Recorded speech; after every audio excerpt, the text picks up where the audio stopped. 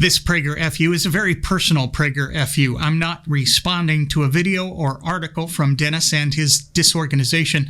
For all I know, Dennis is no longer using this rhetorical device, the one I'm going to be talking about here.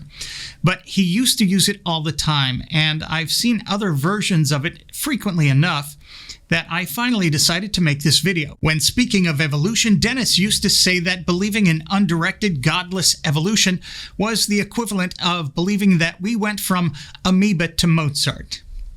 It's cute, isn't it? Nice alliteration and everything. The problem, of course, is that no one believes that. That indeed would be a truly magical thing. It's really just a pathetic attempt to make the non-believer who is convinced we evolved from prior life forms feel stupid. You obviously can't go from Amoeba to Mozart. But who says we did?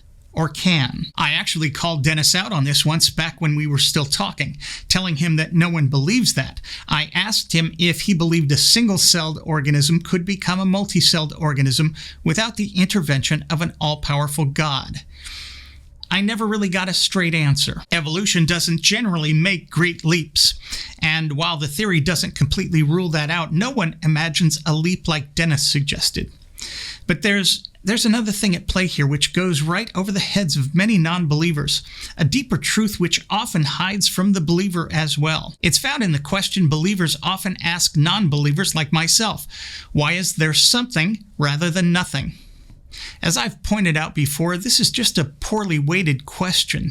It presumes incorrectly that nothingness is a more inherent state than being.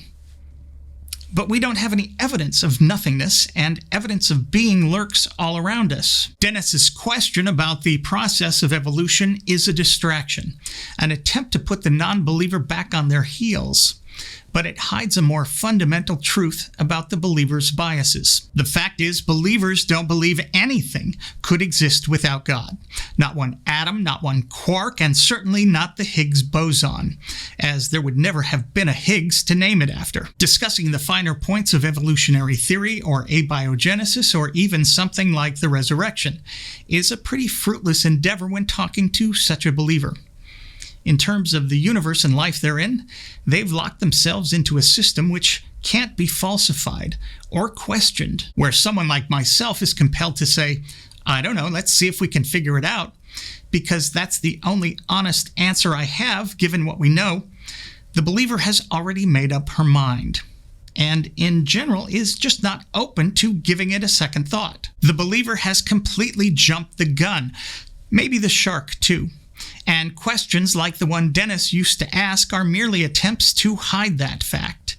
Such misrepresentations demonstrate that they know their more basic position that nothing could exist without God is also unwarranted, robbing them of any hope of getting a seat at reason's table. Maybe I don't need to tell my audience this, but there's no reason to have a discussion with anyone who can't or won't take a seat at that table. Once again, I'm me. Thanks for watching.